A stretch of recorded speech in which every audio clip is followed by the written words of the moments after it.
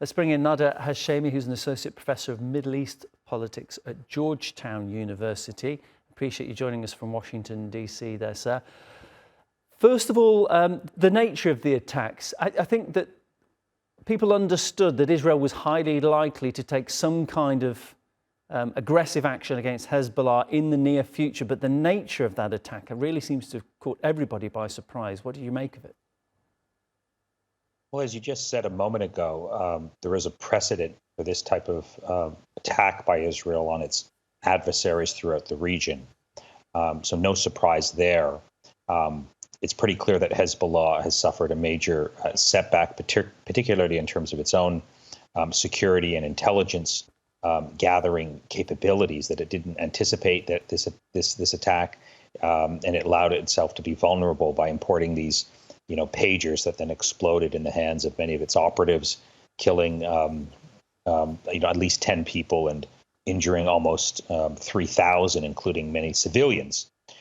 So this is something that has Israel's fingerprints all over it, but it also represents, beyond the nature of the attack, a significant escalation, which pushes the region much closer to a broader war.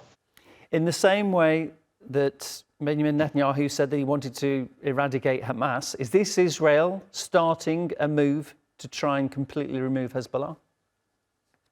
Well, I think that's the aspiration, but it's pretty clear that Israel doesn't have the capability to, do to Hezbollah what it's doing to Hamas. But I think it very much aspires, a similar outcome to significantly punish, hit, degrade, Hezbollah's capabilities, hoping that they will be kept in check, and then they will capitulate to Israel's, dictates throughout the region. This is very much part of a long-standing policy that Israel has had, that it has to establish deterrence and it has to instill fear in its neighbors, because that's the only language they understand. There's no option of negotiation. This goes back actually to the very origins of Israel's relationship with the Arab world, where it tries to have that type of power imbalance, where it can instill fear in its enemies, hoping that they will then take a step back. But of course, what we're seeing right now is, I think, an Israeli prime minister who's completely out of control. He knows there's no constraints on him. It's not a coincidence that we're seeing this increased escalation from Israel. A few months after Benjamin Netanyahu visited the United States, and we're roughly 1 week after that visit, where he received 61 standing ovations in the U.S. Congress, he hit a senior Hezbollah leader in Beirut and a senior Hamas leader in Tehran. And there's been a significant escalation of repression and violence in the context of the genocide in Gaza as well. So this is more of the same. I think very much the goal here is to try and goad Hezbollah and Iran into a counter-response, hoping that the United States will step in and do much of the dirty work on behalf of Israel. I think that's very much what Netanyahu's plan is.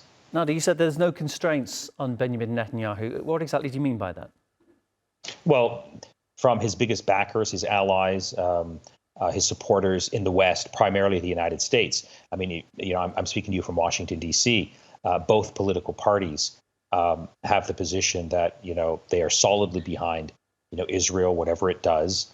Look at what's happening in Gaza right now. I mean, Israel stands plausibly accused of genocide before the World Court.